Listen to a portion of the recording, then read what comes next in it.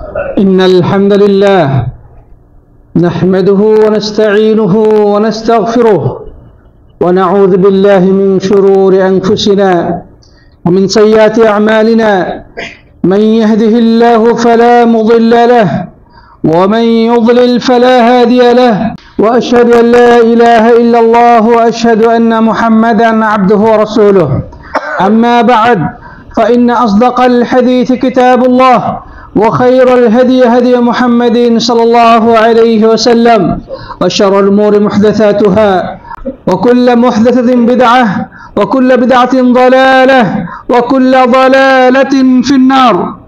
أعوذ بالله من الشيطان الرجيم. بسم الله الرحمن الرحيم. يا أيها الناس اتقوا ربكم الذي خلقكم من نفس واحدة وخلق منها زوجها وبث منهما رجالا كثيرا ونساء واتقوا الله الذي تساءلون به والأرحام إن الله كان عليكم رقيبا. يا أيها الذين آمنوا اتقوا الله وقولوا قولا سديدا يصلح لكم أعمالكم ويغفر لكم ذنوبكم ومن يطع الله ورسوله فقد فاز فوزا عظيما. আলহামদুলিল্লাহ, সমস্ত প্রশংসা ও গুণগান, হামদ এবং তারিফ সেই মহান সৃষ্টিকর্তা, এই মহাবিশ্বের মহাপরিচারক আল্লাহ সুবহানাহু ওয়া তাআলা নিমিত্তে পেশ করছি, যিনি আজকে আমাদেরকে সালাতুল জুমা আদায় করার উদ্দেশ্যে আল্লাহর সবচেয়ে প্রিয় জায়গা, সবচেয়ে প্রিয় ঘর মসজিদে আল্লাহ সুবহানাহু ওয়া তাআলার নিকট সবচেয়ে প্রিয় ইবাদত সালাত তথা সালাতুল জুমা আদায় করার উদ্দেশ্যে উপস্থিত হওয়ার তৌফিক দান করেছেন। এই জন্য আমরা আসুন মহান অধিপতি রব্বুল আলামিনের দরবারে অবনত মস্তকে কালিমাতুর শুকর আদায় করি, সকলেই পড়ি আলহামদুলিল্লাহ। অতঃপর সালাত সালাম ও অবৈধ শান্তির ধারা বর্ষিত হোক সর্বকালের সর্বশ্রেষ্ঠ মহামানব, জাতি ধর্ম বর্ণ গোত্র ভাষা অঞ্চল নির্বিশেষে আল্লাহ রাব্বুল ইজ্জাত ওয়াল জালাল যাকে উসওয়ায়ে হাসানা তথা সর্বোত্তম অনুসরণীয় অনুকরণীয় মহান আদর্শ হিসেবে প্রেরণ করেছিলেন, আসুন আমরা সেই প্রিয় নবীর প্রতি হৃদয়ের সবটুকু ভালোবাসা আবেগ এবং উচ্ছ্বাস মিশিয়ে সালাত সালাম পেশ করি, সকলেই পড়ি সাল্লাল্লাহু আলাইহি ওয়াসাল্লাম। মুহতারাম মুআজ্জাজ প্রিয় উপস্থিতি, সম্মানিত মুসল্লি দিনী ভাই বন্ধুগণ, আল্লাহ রাব্বুল ইজ্জাত ওয়াল জালাল মানুষের জীবনটাকে বিভিন্ন স্তরে ভাগ করেছেন। তার মধ্যে একটি ভাগ হচ্ছে শিশুকাল, তারপরে আসে যৌবন, তারপরে আসে প্রৌঢ়ত্ব, এরপরে ধীরে ধীরে মানুষ এই দুনিয়ার এই সংক্ষিপ্ত যাত্রা শেষ করে আখিরাতের পথে পাড়ি জমায়। প্রিয় সাথী বন্ধুগণ, আল্লাহ সুবহানাহু ওয়া তাআলা প্রাপ্তবয়স্ক হওয়ার আগ পর্যন্ত আমাদের গুনাহ না লেখার ঘোষণা দিয়েছেন। মানুষ প্রাপ্তবয়স্ক আগ পর্যন্ত যত কিছুই করুক না কেন আল্লাহ তাআলা তার ব্যাপারে কলম উঠিয়ে রেখেছেন, সে সম্পর্কে হিসাব নিকাশ নেওয়া হবে না। রব্বুল আলামিন তাকে ছাড় দিয়েছেন। হাদিসে এসেছে, আল্লাহ নবী সাল্লাল্লাহু আলাইহি ওয়াসাল্লাম বলেছেন, রুফিয়াল কালামু আন সালাস আনিস সাবি হাত্তা ইহতালিম। তিন ব্যক্তি থেকে কলম উঠিয়ে রাখা হয়েছে। এক নম্বর হচ্ছে ছোট শিশু, প্রাপ্তবয়স্ক হওয়ার আগ পর্যন্ত, মানে অ্যাডাল্ট বয়সে উপনীত হওয়ার আগ পর্যন্ত তার ব্যাপারে কলম চলে না। ওয়ানিন নাইম হাত্তা ইয়াস্তাইকিজ, এবং ঘুমন্ত ব্যক্তি, তার ব্যাপারে কলম উঠিয়ে রাখা হয়েছে। ঘুমন্ত ব্যক্তি থেকে কলম উঠিয়ে রাখা হয়েছে ঘুম থেকে জাগা পর্যন্ত। ওয়ানিল মাজনুন হাত্তা ইয়াফিক, এবং পাগল ব্যক্তি থেকেও কলম উঠিয়ে রাখা হয়েছে সুস্থ মস্তিষ্ক সম্পন্ন হওয়ার আগ পর্যন্ত, মানে সুস্থ না হওয়া পর্যন্ত তার ব্যাপারে কলম চলে না। প্রিয় বন্ধুগণ, আল্লাহ সুবহানাহু ওয়া তাআলা মানুষের শিশুকালের কোনো হিসাব নিকাশ নেবেন না, কেননা তার ব্যাপারে কলম চলে না। কিন্তু যেই দিন থেকে, যেই মুহূর্ত থেকে সে প্রাপ্তবয়স্কে উপনীত হবে, পরিণত বয়সে পৌঁছে যাবে, সেই মুহূর্ত থেকে তার ব্যাপারে কলম চলা শুরু হবে। সে যা কিছু করে রব্বুল আলামিন সবকিছু কিয়ামতের দিন তার আমল নামাই উপস্থাপন করবেন। সে যা কিছু করে ফেরেশতা মণ্ডলী সবকিছু সংরক্ষণ করছেন এবং কিয়ামতের দিন তার আমলনামা আল্লাহ রাব্বুল আলামিন তার হাতে দিবেন। সে এরপর থেকে যা কিছু করবে, ছোট বড়, জেনে বুঝে, সতর্কতার সাথে অসতর্কতা বশত, স্বেচ্ছায় বা ভুলে যা কিছু করুক না কেন, সবকিছু সংরক্ষিত হচ্ছে। সে যেই শব্দটা মুখ দিয়ে উচ্চারণ করে সেটাও রেকর্ড হয়ে যাচ্ছে। আল্লাহ তাআলা বলছেন, মা ইয়ালফিযু মিন কাওলিন ইল্লা লাদাইহি রাকীবুন আতীদ, যে মানুষের মুখ দিয়ে যে কথাই উচ্চারিত হোক না কেন, আল্লাহর পক্ষ থেকে ফেরেশতা নিয়োগ দেওয়া রয়েছে একজন অতন্দ্র প্রহরী সদা প্রস্তুত ফেরেশতা, একজন অতন্দ্র প্রহরী সদা প্রস্তুত ফেরেশতা সেটা সংরক্ষণ করে নেয়। এবং কিয়ামতের দিন তার এই জীবনের কার্যক্রমগুলো, সে জীবনে যা কিছু করেছে, এই সব কিছু গ্রন্থাকারে তার হাতে দেওয়া হবে।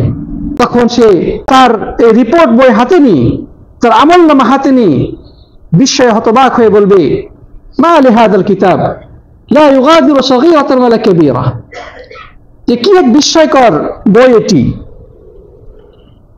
জীবনের ছোট বড় কোনো কিছুই তো বাকি রাখে নাই, এর মধ্যে সবকিছুই লেখা আছে। প্রিয় সাথী বন্ধুগণ, যাই হোক, যে কথা বলতে চাই, মানুষের জীবনে যেদিন থেকে যৌবন স্পর্শ লাগে সেদিন থেকে তার জীবনের মোড় ঘুরে যায়, তার দৃষ্টিভঙ্গি পাল্টে যায়, তার আগ্রহের মধ্যে ভিন্নতা দেখা যায়। সে পৃথিবীটাকে রঙিন হিসেবে দেখতে শুরু করে। একজন যুবকের শরীর রব্বুল আলামিন প্রচুর শক্তি এবং সাহস দিয়েছেন। সে যদি এই যৌবনকালটাকে যথাযথভাবে মূল্যায়ন করতে পারে, তাহলে এটা তার দুনিয়ার জীবনটাকে যেভাবে সুন্দর করবে, সে যদি নিজেকে পাপ থেকে বাঁচাতে পারে, আখিরাতে জীবনটা হবে কণ্টক মুক্ত এবং সুন্দর। তাই তো আল্লাহ নবী সাল্লাল্লাহু আলাইহি সাল্লাম বিশেষ করে যুবকদেরকে সতর্ক করে দিয়েছেন। আল্লাহ নবী সাল্লাল্লাহু আলাইহি সাল্লাম বলেছেন, লা তাযালু কদম ইবনে আদম হাত্তা ইউসালা আন আরবা, কিয়ামতের দিন চারটি জিনিস সম্পর্কে প্রত্যেকটি মানুষকে প্রশ্ন করা হবে। সেই চারটি প্রশ্নের উত্তর দেওয়ার আগ পর্যন্ত তাকে সামনে অগ্রসর হওয়ার সুযোগ দেওয়া হবে না, এক কদম সামনে যেতে পারবে না। আন হায়াতিহি ফিমা আফনাহা, তার পুরো জীবন সম্পর্কে প্রশ্ন করা হবে, সে কোন কোন কাজে জীবনটাকে ব্যয় করেছে। পুরো জীবন সম্পর্কে রব্বুল আলামিন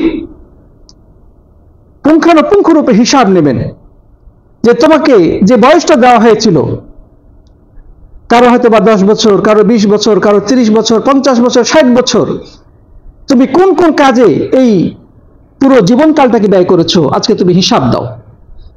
এবং বিশেষভাবে যৌবনকাল সম্পর্কে প্রশ্ন করা হবে, ওয়ান শাবাবিহি ফিমা আবলাহু, এবং তার যৌবনকাল সম্পর্কে জিজ্ঞাসা করা হবে, সে কোন কাজে তার এই সময়টাকে ব্যয় করেছিল, অতিবাহিত করেছিল। ওয়ান মালিহি মিন আইনা ইকতাসাবাহু ওয়া ফিমা আনফাকাহু, 3 নম্বর প্রশ্ন করা হবে তার অর্থ সম্পদ সম্পর্কে, সে কোন উৎস থেকে সেগুলো উপার্জন করেছিল এবং কোন খাতে সেগুলো সে ব্যয় করেছিল। মানুষের সম্পদ উপার্জনের উৎস এবং তার ব্যয়ের খাত উভয়টি রব্বুল আলামিন কিয়ামতের দিন প্রশ্ন করবেন। ওয়ান ইলমিহি মাযা আমিলা বিহি, এবং তার জ্ঞান সম্পর্কে জিজ্ঞাসা করা হবে, সে কতটুকু আমল করেছিল তার জ্ঞান অনুযায়ী। তাহলে আমরা এই হাদিস থেকে দেখতে পাচ্ছি আল্লাহ নবী সাল্লাল্লাহু আলাইহি সাল্লাম বিশেষভাবে যৌবনকালের ব্যাপারে বিশেষভাবে সতর্ক করে দিয়েছেন, যে মানুষের পুরো জীবনকাল নিয়ে প্রশ্ন করা হবে, তার মধ্যে যৌবনকাল যদি অন্তর্ভুক্ত, কিন্তু এই যৌবনকালটাকে আলাদাভাবে প্রশ্ন করা হবে, কারণ মানুষের জীবনের প্রকৃত এবং সবচেয়ে গুরুত্বপূর্ণ সময় হচ্ছে যৌবনকাল। তাই তো আল্লাহ নবী সাল্লাল্লাহু আলাইহি সাল্লাম আরেকটি হাদিসে আমাদের জন্য অমূল্য উপদেশ প্রদান করেছেন। সে হাদিসটি হচ্ছে, আল্লাহ নবী সাল্লাল্লাহু আলাইহি সাল্লাম বলেছেন, ইগতানিম খামসা ক্বাবলা খামস, তুমি পাঁচটি জিনিস আসার আগে গনিমতের সম্পদ তথা অমূল্য সম্পদ হিসেবে তুমি গ্রহণ করে নাও। হায়াতাকা ক্বাবলা মাউতিক, তুমি তোমার পুরো জীবনকালটাকেই যুদ্ধলব্ধ গনিমতের সম্পদ মনে করো মৃত্যু আসার আগে। ও শাবাবাকা ক্বাবলা হারামিক, তুমি তোমার যৌবনকালকে অমূল্য সম্পদ হিসেবে গ্রহণ করে নাও বার্ধক্য আসার আগে। ও ফারাগা ক্বাবলা শুগলিক, তোমার অবসর সময়টাকে তুমি গনিমত তথা অমূল্য সম্পদ মনে করো ব্যস্ততা আসার আগে। ও সিহহাতা ক্বাবলা সুকমিক, এবং তোমার সুস্থতার যে সময়টা সেটাকে তুমি গনিমতের সম্পদ মনে করো অসুস্থ হওয়ার পূর্বে। ও গিনাকা ক্বাবলা ফাকরিক, তোমার সচ্ছলতা বা যখন তোমার কাছে অর্থ সম্পদ থাকে এই সময়টাকে তুমি মূল্যায়ন করো, গ্রহণ করো গনিমতের সম্পদ হিসেবে দারিদ্রতা আসার আগে। প্রিয় সাথী বন্ধুগণ, জীবন যৌবন, অবসর, সুস্থতা এবং অর্থ সম্পদ এগুলোকে আমাদেরকে মূল্যায়ন করতে হবে। অধিকাংশ মানুষ এসব বিষয়ে অসচেতনভাবে জীবনযাপন করছে। সেই জীবনের কখন যৌবনে বসন্ত এসেছিল, আজকে আমরা হয়তো বা ধীরে ধীরে পরত্বের দিকে অগ্রসর হচ্ছি, তারপরও আমরা মনে করে বসে আছি যে এখন তো আমি যুবক। আপনি জানেন কতদিন আপনার এই যৌবন টিকে থাকবে? প্রিয় বন্ধুগণ, নিঃসন্দেহে গোল্ডেন এজ অফ লাইফ, মানুষের সবচেয়ে গুরুত্বপূর্ণ এবং সোনালী অধ্যায় হচ্ছে এই যৌবনকাল। অতএব আমাদেরকে এই সময়টাকে সর্বোচ্চ গুরুত্ব দিয়ে কাজে লাগাতে হবে। এই যৌবনকালকে যদি আপনি সঠিক কাজে ব্যয় না করেন তাহলে অবশ্যই সেটা অকাজে ব্যয় হয়ে যাবে। সময় দুধারা তরবারির মতো, আপনি যদি সময়কে কাটতে না পারেন সময় আপনাকে কেটে শেষ করে দেবে। সময় এবং স্রোত কারোর জন্য অপেক্ষায় বসে থাকে না, সময় তার নিজস্ব গতিতে অনবরত চলতেই আছে, যেভাবে নদীর স্রোত অনবরত চলতে থাকে। এই সবাই চলে যাবে, তিলে তিলে পলে পলে আমাদের এই জীবনটা মৃত্যুর দিকে অগ্রসর হচ্ছে। আমাদের জীবনের মহামূল্যবান এবং সবচেয়ে গুরুত্বপূর্ণ যৌবনকালটা ধীরে ধীরে ক্ষয় হয়ে যাচ্ছে। আমরা যদি সেটাকে যথার্থভাবে কাজে লাগাতে পারি তবেই আমাদের পরবর্তী জীবনটা আনন্দমুখর হবে, দুনিয়ার জীবনটাও ভালো হবে এবং মৃত্যুর পরবর্তী জীবনটাও ইনশাআল্লাহ আশা করা যায় সুখময় হবে। কিভাবে তাহলে আমরা আল্লাহ সুবহানাহু ওয়া তাআলার প্রিয়ভাজন মানুষ হিসেবে এই যৌবনটা কাটাতে পারি? আল্লাহ নবী সাল্লাল্লাহু আলাইহি সাল্লাম দিক নির্দেশনা প্রদান করেছেন, সাবআতুন ইযিল্লুহুমুল্লাহু ফি যিল্লিহি ইয়াওমা লা যিল্লা ইল্লা যিল্লুহ, যে 7 শ্রেণীর মানুষকে রব্বুল আলামিন তার আরশের ছায়াতলে আশ্রয় দেবেন। সাবআতুন ইযিল্লুহুমুল্লাহু ফি যিল্লি আরশিহি ওয়া ফি রিওয়ায়া ফি যিল্লিহি, আল্লাহ তাআলা কিয়ামতের দিন যখন কোনো ছায়া থাকবে না, চতুর্দিকে ভয়াবহ রোদের উত্তাপ, তখন তার ছায়াতলে বা তার আরশের ছায়াতলে সেদিন আশ্রয় দেবেন 7 শ্রেণী মানুষকে। সেই 7 শ্রেণী মানুষের মধ্যে এক শ্রেণী মানুষ হচ্ছে শাবুন নাশা ফি ইবাদাতিল্লাহ, ওই যুবক যে তার যৌবনকালটাকে আল্লাহর ইবাদতে অতিবাহিত করতে পেরেছিল। মানুষ যখন বয়োবৃদ্ধ হয়ে যায় তখন পাপ কর্মের দিকে তার মনটা ধাবিত হয় না, স্বাভাবিকভাবে সেই মসজিদমুখী হয়ে যায়, মাশাআল্লাহ মাথায় টুপি পরে দাড়ি রেখে সে আল্লাহওয়ালা হয়ে যায়, সে মক্কায় এসে উমরা করে হজ করে সে নিজে ঘরমুখী হয়ে যায়, অথবা মসজিদ, ঘর টু মসজিদ, মসজিদ টু ঘর। কিন্তু একজন যুবক, তার সামনে রয়েছে অপার সম্ভাবনা, তাকে রঙিন দুনিয়া হাতছানি দিয়ে রাখছে, তার শরীরে শক্তি রয়েছে, সাহস রয়েছে, তার সামনে অসংখ্য পাপের দরজা খোলা। সে চেষ্টা করলেই নানা ধরনের পাপকর্মে নিজেকে হারিয়ে ফেলতে পারে। অতএব একজন যুবক যদি তার এই সময়টাকে নিয়ন্ত্রণ করতে ব্যর্থ হয়, তাহলে তাকে ভবিষ্যতে আফসোস করতে হবে। এই যৌবনটাকে যদি সে অন্যায় কাজে ক্ষয় করে, তাহলে এক সময় তাকে অবশ্যই আফসোস করতে হবে তার ফেলে আসা অতীতের রঙিন দিনগুলোকে অকাজে নষ্ট করার জন্য। আল্লাহ নবী সাল্লাল্লাহু আলাইহি ওয়াসাল্লামের সাহাবায়ে কেরামের দিকে তাকিয়ে দেখুন, তারা কারা ছিলেন? অধিকাংশ সাহাবী ছিলেন যুবক, যারা আল্লাহ নবী সাল্লাল্লাহু আলাইহি ওয়াসাল্লামের ডাইনি থেকে, বামে থেকে, সামনে থেকে, পেছনে থেকে জিহাদের ঝান্ডাকে উড্ডীন করে বিশ্বময় ইসলামের বার্তাকে ছড়িয়ে দিয়েছেন। বিভিন্ন প্রতাপশালী বাদশাহের বিরুদ্ধে যুদ্ধ করে তারা একটার পর একটা দেশ জয় করে সে সকল দেশে ইসলামের বিজয় পতাকাকে উড্ডীন করেছিলেন। যারা জ্ঞান বিজ্ঞানে মুসলিম জাতিকে এক অনন্য সমৃদ্ধ পৃথিবী উপহার দিয়ে গিয়েছিলেন, তার অধিকাংশই যুবক সাহাবায়ে কেরাম। প্রিয় সাথী বন্ধুগণ, কিন্তু দুর্ভাগ্য সত্য যে আমাদের সমাজে যুবকদেরকে দুনিয়ার অপশক্তি, ইসলাম বিরোধী শক্তি তাদেরকে তাদের সামনে পাপের দরজাগুলোকে উন্মুক্ত করে দিচ্ছে।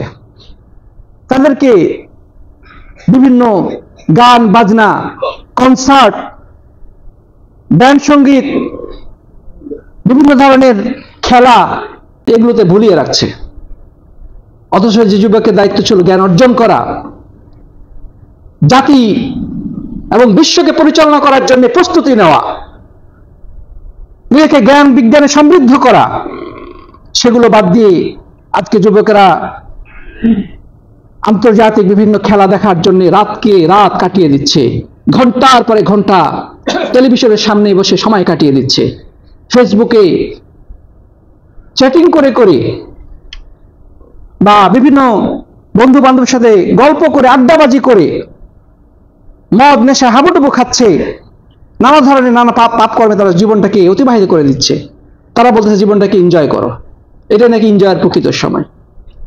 ইসলাম যে কথা বলেছে সম্পূর্ণ বিপরীতে তারা জীবন পরিচালনা করছে। যে জাতির যুবকেরা বিপথে চলে যায়, ওই জাতির ভবিষ্যৎ অন্ধকার। আর যে জাতির যুবকেরা আলোর পথে পরিচালিত হয়, যে জাতির যুবকেরা সত্যের পথে পরিচালিত হয়, ওই জাতির ভবিষ্যৎ উজ্জ্বল। একটা দেশকে গঠন করতে খুব বেশি সময়ের প্রয়োজন নেই। যদি একদল যুবক সত্যিকার অর্থে আত্মবিশ্বাসের সাথে আল্লাহর প্রতি ঈমান এবং আস্থা রেখে দেশ এবং জাতি গঠনে নেমে পড়ে, তবে ওই জাতিকে পরিবর্তন করতে খুব বেশি সময় লাগে না। আবার এরাই যদি খারাপ পথে চলে যায়, তাহলে একটা জাতি ধ্বংস হতেও সময় লাগে না। আল্লাহ নবী সাল্লাল্লাহু আলাইহি ওয়াসাল্লাম সাহাবীদেরকে বিভিন্ন সময় প্রশিক্ষণ দিতেন। তিনি বলতেন, ইয়া গোলাম ইহফাজিল্লাহ ইহফাজুক ওয়া তাজিদহু তিজাহাক। হে বৎস, তুমি আল্লাহকে হেফাজত করো, আল্লাহ তোমাকে হেফাজত করবেন। মানে আল্লাহর বিধিবিধানগুলো তুমি হেফাজত করো, আল্লাহ তোমাকে হেফাজত করবেন। ওয়া তাজিদহু তিজাহাক, এবং আল্লাহকে সবসময় তোমার কাছেই পাবে। ইযা সাআলতা ফাসআলিল্লাহ, তুমি যখন কোনো কিছু চাইবে আল্লাহর কাছেই চাইবে। ওয়া ইযা ইসতাআনতা ফাসতাঈন বিল্লাহ, আর যখন সাহায্যের প্রয়োজন হবে আল্লাহকে তুমি বলবে, আল্লাহ তোমাকে সাহায্য করবেন।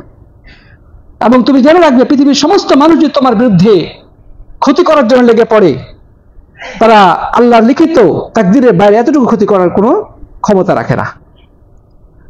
অনুরূপভাবে তারা যদি একসাথে জমা হয়ে তোমার উপকার করার চেষ্টা করে, আল্লাহ রাব্বুল আলামিন তোমার ভাগ্যে যতটুকু লিখে রেখেছেন এর বাইরে এতটুকু উপকার করার কোনো ক্ষমতা তারা রাখে না। ইবনে আব্বাস রাদিয়াল্লাহু আনহু রাসূল করিম সাল্লাল্লাহু আলাইহি ওয়াসাল্লাম খাবার আদব শিক্ষা দিয়ে বলছেন, ইয়া গোলাম সাম্মিল্লাহ ওয়া কুল বিয়ামিনিক, হে বৎস, তুমি ডান হাতে খাও এবং তোমার নিজের দিক থেকে খাও, এক প্লেটে একাধিক মানুষ খেতে বসলে তুমি নিজের দিক থেকে খাও। এভাবে আল্লাহ নবী সাল্লাল্লাহু আলাইহি ওয়াসাল্লাম যুবকদেরকে শিক্ষা দিতেন। তিনি বলেছেন, ইয়া মা'আশারাশ শাবাব মান ইসতাতা' মিনকুল বা'আতা ফালিতাযাওয়াজ, হে যুব সম্প্রদায়, তোমাদের যাদের ক্ষমতা আছে তারা বিয়ে করে নাও। ফাইন্নাহু আগাদ্দুল বাসার ওয়া আহসানুল ফারাজ, কারণ বিয়ে করলে দৃষ্টি অবনত রাখতে এবং লজ্জাস্থানকে হেফাজত করতে সহায়ক হয়। ওমান লাম ইয়াস্তাতি' ফাআলাইহি বিস-সাওম, কেউ যদি বিয়ে করতে না পারে সে যেন রোজা রাখে। ফাইন্নাহু লাহু বিজা, কারণ রোজা মানুষের যৌবনের তাড়নাকে নিয়ন্ত্রিত করে। সাথী বন্ধুগণ, অতএব আমাদেরকে রাসূল করিম সাল্লাল্লাহু আলাইহি ওয়াসাল্লামের নির্দেশনা আলোকে আমাদের যুবকদেরকে পরামর্শ দিতে হবে। যারা বয়স্ক হয়ে গেছে, যুবকদেরকে ছেড়ে দিলে চলবে না, তাদেরকে সৎ পরামর্শ দিয়ে সুপথে পরিচালনা করার জন্য নসিহত করতে হবে, তাদেরকে সংশোধন অব্যাহত রাখতে হবে, তাদের কাছে দাওয়াত দিতে হবে, তারা যেন বিপথে চলে না যায়। তারাই আমাদের ভবিষ্যৎ, তারাই আগামী নেতৃত্ব, দেশ জাতি গঠনে তারাই নেতৃত্ব দিবে। অতএব তাদেরকে অবশ্যই আমাদের গুরুত্ব দিতে হবে। আল্লাহ রাব্বুল আলামিন আমাদের সবাইকে তৌফিক দান করুন। আল্লাহুম্মা আমিন। বারাকাল্লাহু লানা ওয়া লাকুম ফিল কুরআনিল আযীম ওয়া নাফা'না ওয়া ইয়্যাকুম বিল আয়াতিল যিকিরিল হাকীম ফাস্তাগফিরুহু ইন্নাহু হুয়াল গফুরুর রহিম।